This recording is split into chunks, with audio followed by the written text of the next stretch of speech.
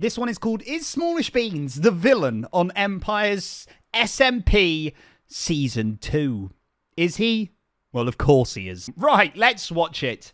I think Smallishbeans could actually be the villain for Empire's SMP Season 2. Same. What? You don't believe me? Well, let me change your mind. With the release of the Demon Zarnoth on Empire's SMP Season 1 around September last year, he ultimately brought about wide-scale destruction and corruption on the server until he was eventually sealed away by Scott and his gang. We have been keeping our eyes peeled for whenever the villain of Empire Season 2 plans to reveal themselves to the rest of the server. There are actually a few potential villains for the server lurking in the backstories of some of our favorite players. For example, Mythical Sausage's former kingdom was once ruled by an evil tyrant who is currently hunting Sausage down after escaping. Wait, where's this art from? Wait, where's this from? Is this the thing that Sausage got done? Holy moly. Is this the thing Sausage got done? Sausage's video? Jeez Louise, I'd never seen this. On the night of the Great Purge, Pirate Joe has been at odds with the captain of Skeleton Pirates, Skeletron, since the beginning of the series, and Scott of Chromia had a mysterious wizard take a skull treasure in exchange for his new yellow eye, who has never been seen since. While all these villains are cool, what if they are actually a red herring to the true villain for Empire Season 2? What if instead of a background character, the villain turns out to be a player? Of the players on the server, we think that Smallishbeans has the potential to become the villain for this season on Empires. As we all know by now, after Joel took a dip into the Fountain of Strength for Empire Season 2, he became the 11-foot tall god of the sky. At least according to Mythical Sausage, Joel has the ability to summon lightning from the heavens, he does, immediately making him one of the most powerful players on the Empire server. Does. And we know without a shadow of a doubt that Joel is by no means humble about the amount of power he currently possesses. Joel constantly reminds his fans about how tall and strong he is. Wait, what is this? I am strong and sexy and tall. Looks amazing, but if you don't know it's canon lore that I am 11 foot tall and absolutely ripped, imagine Chris Hemsworth but twice as jacked. Why focus on being the best builder when you can focus on building the tallest building? It's because I am tall in real life. I am not compensating. He is, by the way. He is the smallest one of my friends.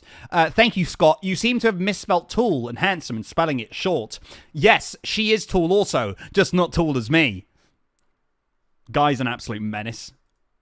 I'm tall, I'm sexy. And his oversized ego can be seen in the fact that Joel built his massive sky empire overlooking a small village on the ground. With all his power going to his head, there might not be many who could stand up to Joel's might if he ever decided to start a war on the server. According to the lore that Joel recently added to Stratos, there were other gods that came before him, but they have all since passed away, meaning there are no other gods of equal strength to keep Joel in his place. I was not the only god. There were other gods. However, they are all dead. We also know from the X-Life series just how power-hungry Joel... I do love how Joel puts the lore. If he ever adds lore to his series, he just says it bluntly. There are other gods. They're all dead. Let's move on.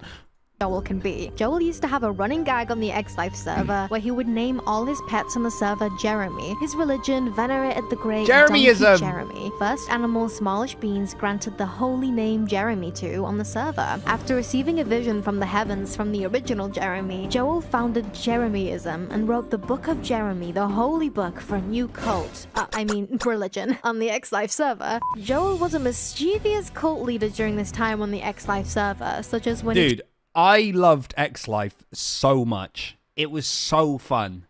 It was the first series that I'd done with the whole gang. And it was so fun. It was so good.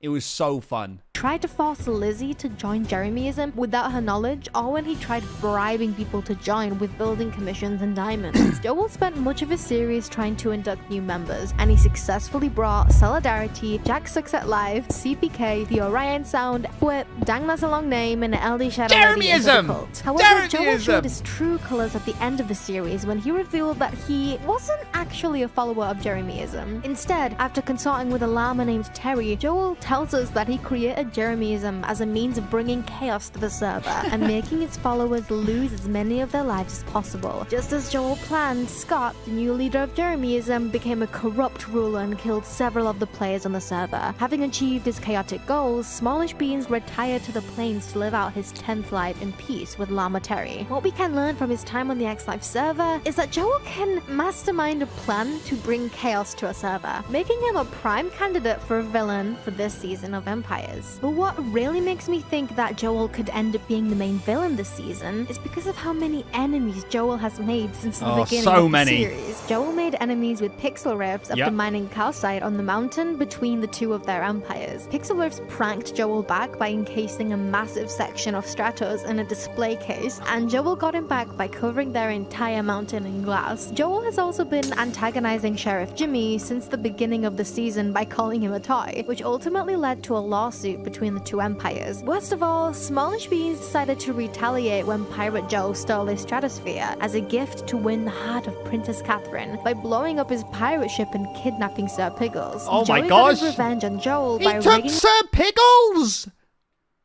What? Sir Piggles? I didn't even know there was a Sir Piggles.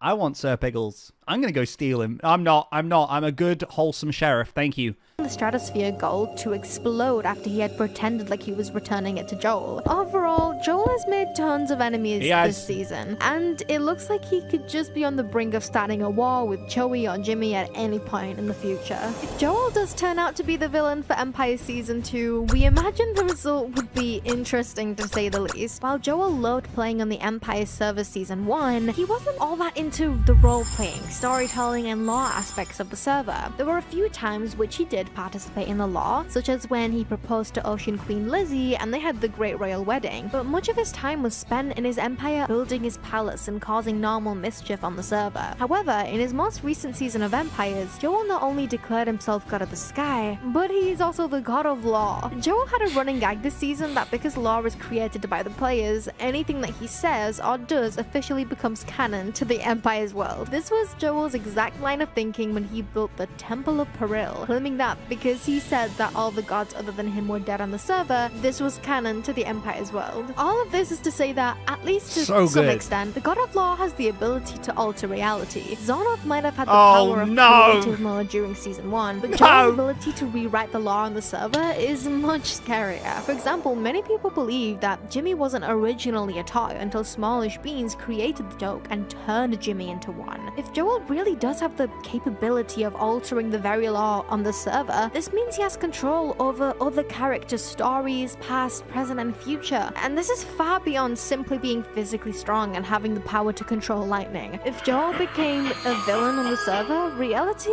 could be whatever he wants. He could change Sausage's backstory so that he never escaped on the night of the Great Purge. He could make it so that the Great Witch Shelby was never appointed the residential witch of the Evermore. He could even alter the timeline entirely, making it so that Season 2 never happened in the first place. So the question remains, how do you defeat a god who could quite possibly have the power to alter reality itself? Well, if the entire server really wanted a fighting chance against the law-altering Joel, they would definitely have to band together in order to face him together. We know that special artifacts are often the best way to defeat a powerful enemy. For example, Scott of Rivendell wasn't fully able to defeat Zonoff back in Season 1 until he found the rune blade hidden away in an elvish library. The sword, which was constructed by a race of magical dwarves, granted its wielder to send their victims to any afterlife the user could imagine. Scott ultimately plunged the rune blade into his own chest, and since he and Zonoff were connected, the two were pulled into an alternate reality where Zonoff was never truly corrupted. All of this is to say that if the players on the Empire server wanted to defeat Joel, they would need to get their hands on a magical item that could either slay or seal away a god. Perhaps the dwarves who forged the rune sword could have another magic weapon that our emperors could find to defeat the almighty Joel. That's all for now. Bye! That is insane. I have no words. That's insane.